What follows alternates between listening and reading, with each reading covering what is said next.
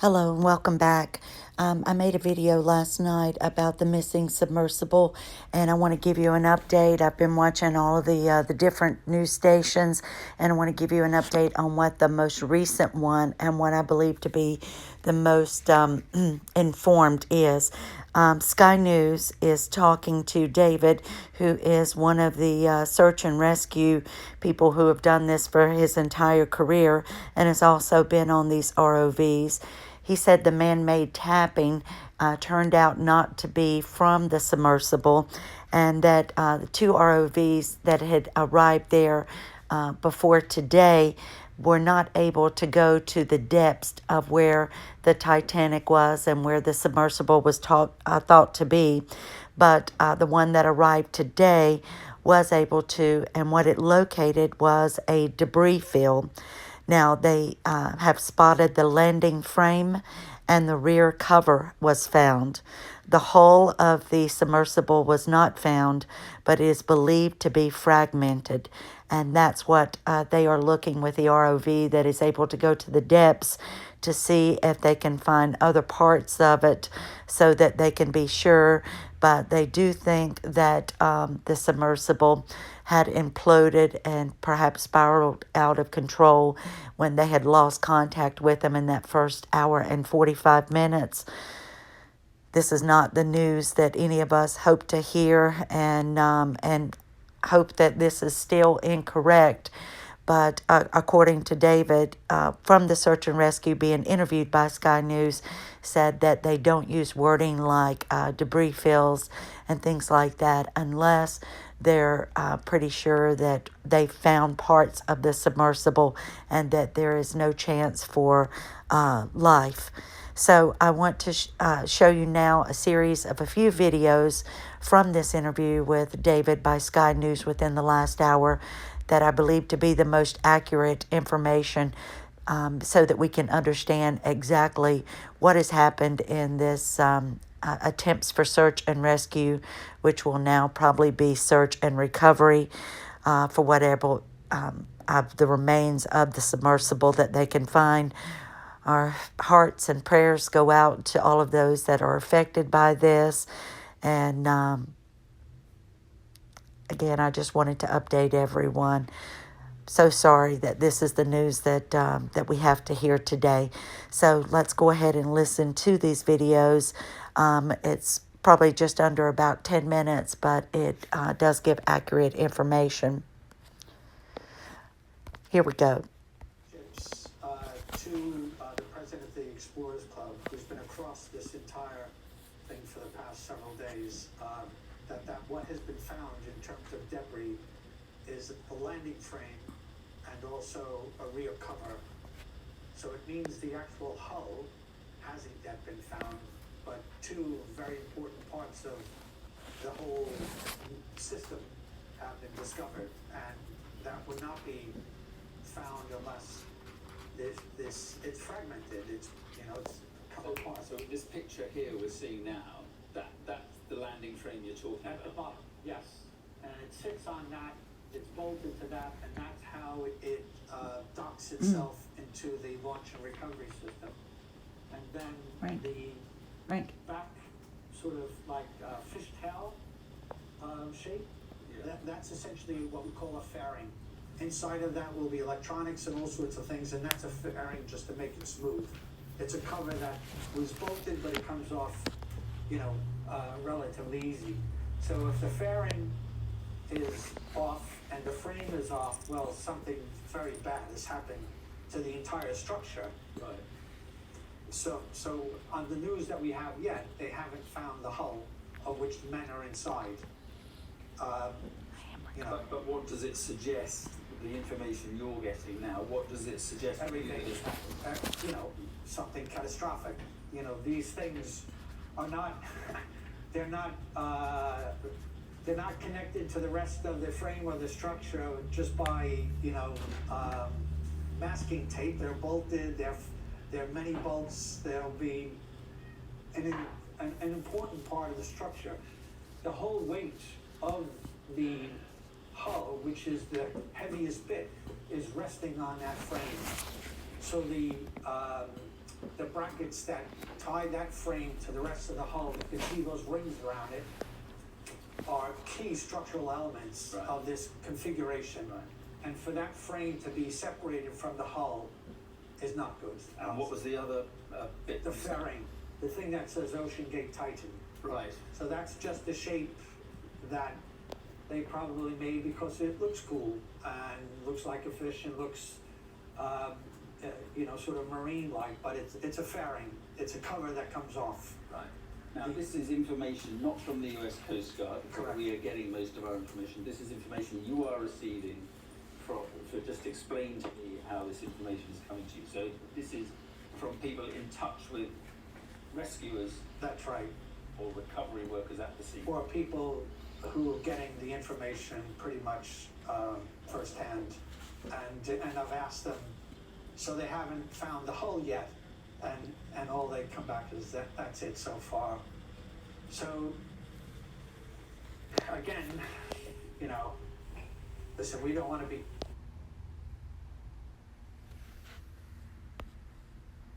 and the Coast Guard wouldn't be using debris, and they wouldn't be reporting that from the scene unless this wasn't good. And from just looking at that and understanding how that structure is built together, if those two components are no longer connected to that hull, then something very drastically bad has happened. Then And the image we're also seeing is this is of the vessels, the Yeah. marine traffic in the area, and presumably the search goes on for other parts of the yes, so vessel. the four, right where it says RMS Titanic, those four blue dots, those are the four key ships. Two of them are diving with 6,000 meter ROVs. That is the Horizon Arctic, and that had the ROV that apparently found it, the Ulysses. So the arrival of these ROVs Today. was today, Yes. and they went down this morning. This is what has changed things. That's right, that's right. And they weren't on scene till today. The previous ships, and this is what was quite frustrating yesterday, two other ships had ROVs on board, but despite what we were hearing from the Coast Guard briefing, I don't believe they ever reached the bottom. They were never searching on the bottom. And they were also searching about One of the 2.5 other sad miles things that David to mentioned the here east of was this that location, they where would they just were leave it focused at on this these debris field, apparent stating until they were able to reach out to the family, speak to them personally, find out what information they wanted to give. They wouldn't want them to hear it over the news like this, to say that that they're definitely dead, that they would want them to hear it from them first, so they would just not reach out to the news and tell them that that it's for sure that they've been lost. tappings. Well, now we know that that wasn't real. That was spurious. And today, when the true deep diving ROVs arrived, the 6,000 meter ones, on board the French vessel Atalante and also on the Horizon Arctic, they all centered on Titanic. And that told me that they had gone to a new location. They had given up on this position where they thought they had heard tapping. They're now going to the most likely location. When these subs dive, these tourist dives, almost anybody who comes on Titanic, what they want to do, the classic Titanic experience, is to come up on the bow. So you start from outside of the debris field, you dive down, and then you approach the bow and you come up to the pointy end of it. And it gives you that thrill of seeing the bow of Titanic, which is the best looking part of it. Here's the last little bit. The US Coast Guard has said that a debris field has been found by a remote underwater vehicle in the search for the missing Titan submersible. David Mearns is a rescue expert, and also, David, you knew two of the men on the submersible, Hamish Harding, and also the pilot, P.H. Nargelet. Well, my thoughts are with you, Well, thank you. because this looks to have been a catastrophic event. Apparently so. They don't use phrases like debris field unless there's no chance of a recovery of the men alive. A debris field implies a breakup of the submersible, and at that depth, because we know that they lost communications with it at about 3,300 meters. Titanic is just 3,750. So that really sort of indicates what is the worst case scenario, which is a catastrophic failure. Generally, that's an implosion. The only saving grace about that is that it would have been immediate, literally in milliseconds, and the men would have had no idea what was happening. That was my fear on Monday morning. Was it? When I got the call at 7 o'clock that Hamish was missing in a submersible, and then they told me where it was, the dive on Titanic. It was the first dive. That's a bad sign. That it was on ascent, that's a bad sign. And where it comes, we're lost. So my worst fears, as of Monday, have now been realized. And the only thing is we've gone through these 4 days of concern and worry and hope and praying that the outcome would be different. So, yeah, 2 friends of mine are gone. And I just learned that, I don't know how many minutes ago. And I'm really sorry, and if you are happy to carry on, Yeah. Because it is difficult, just tell us what Hamish and PH were like. Well, they were totally different people from different backgrounds, different stations in life, if you will. One is being paid to be in that submersible, and one is paying a great deal of money to be there.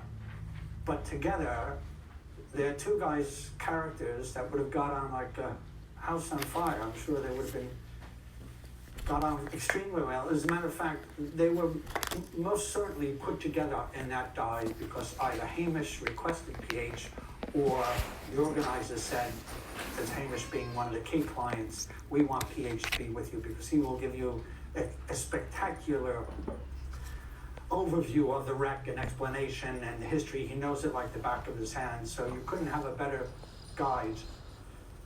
They were both very accomplished people. PH is almost a legend. I don't think there's many people that have more dives on Titanic than he has. And I've known him longer, more professionally. Hamish more socially through the Explorers Club. And Hamish was just very charming, gregarious guy. I met him at a dinner. We were at a table, and by the end of it, we were planning an expedition together to actually climb Kilimanjaro with our families. And so while they were both experienced people, one lived this life of deep diving, of submersibles, Navy diver. The other one from a different look, he's a pilot. Very experienced. Yes, he ran a very, very... I think, he was in his 70s. Yeah, very, well, I don't think he was in his 70s. He's certainly, I thought he was younger than I was. Oh, was he? Well, yeah, I don't know. I think I read... Well, he hit it very well.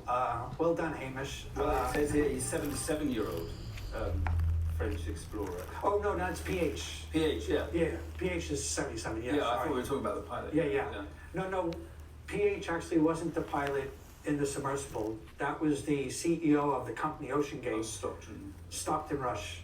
Oh, PH was essentially a guide. Oh, I see. Although, frankly, anybody could pilot the sub because it was a little games controller. But technically, Stockton Rush was the pilot. What PH's job was, as a professional guide, he would sit there and talk people to the wreck, tell them where to go, explain things, and that was his role. So, so when you say that... But Hamish was a professional pilot as well, was he? Yeah, that was his business. He was a broker of private jets, and he was a pilot, a very accomplished person, and I didn't even know half of his business activities. And so he understood these risks as well. But I'm convinced, and this is what I really think we have to think now beyond what has happened, unfortunately. I'm convinced that both of those men got into that submersible on Sunday without any thought in their head that this could possibly happen.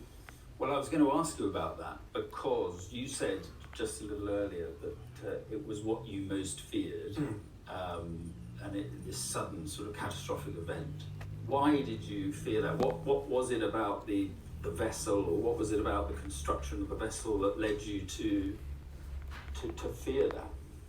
It's compared with all other deep diving subs, and for deep diving we mean 4,000 meters and greater. That's ultra deep water. That's a different realm altogether than the kind of shallower submarines. That there's a greater population of those now on private yachts and things.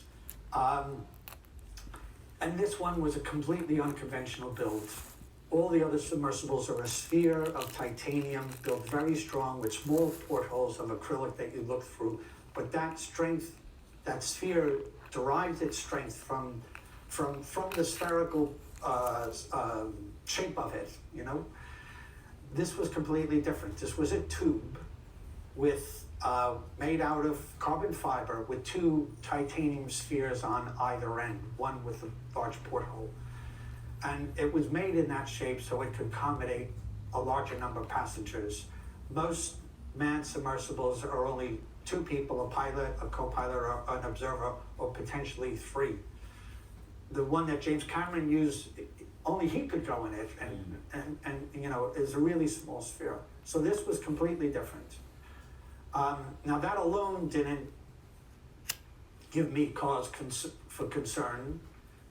More things I've heard since this accident, or since Monday, has been very worrying, but it was just the nature of it. When a sub is missing for 24 hours and they haven't found it on the surface, then you go to your worst fears is that it's on the bottom and it's been brought to the bottom because of this catastrophic failure. Because generally, in a situation where you have a problem, you have an abort mechanism that allows you to release ballast weights and then rise to the surface yourself. If they couldn't do that, they were on the bottom. And in that situation, it's more likely that the scenario that's played out today is what happened. And you work in recovery. I mean, this is your business. I'm a search and recovery expert. I'm mostly finding film shipwrecks, but I've done aircraft throughout my career. But the main thing is the people working the deep ocean, everything that you build has to be resistant to pressure. The killing force in the deep ocean is the combination of the pressure and the water. So any electronics, anything has to be in a pressure resistant structure or in one that is filled with oil. So we all know about it. And when we build ROVs, which my companies have done that, if you get your sums wrong or you don't do your testing right, you have this kind of failure, a catastrophic implosion. Yeah. I think one of the most heartbreaking things about this was that for several days, the tapping noise and the sonar that floats that were lowered into the water, we thought that that there was still life on board the submersible and that they were communicating by trying to send out a SOS signal to let us know that there was still life on board. And after locating this debris field, it doesn't seem that, and he even said that that was not the case, that it was not someone on board the submersible that was contacting us. It was other noises and things underwater that were being picked up by the sonar, and that they, after careful analyzation, that they've been able to now determine that. So our condolences to everyone affected by this, and I just wanted to give you the most up-to-date information that I had found, and I'm so sorry to say it looks as though that there's 5 passengers on board the Titan are no longer with us. But David did say that it would have been quick, and it probably happened during the dive, and after they lost contact, it probably spiraled it down, and then the submersible had fragmented, and they would not have suffered because it would have been so quickly that people can take comfort in the fact that it would have happened so quickly. All right, thank you, and have a good day, and I'll see you in the next video. Please leave me your comments.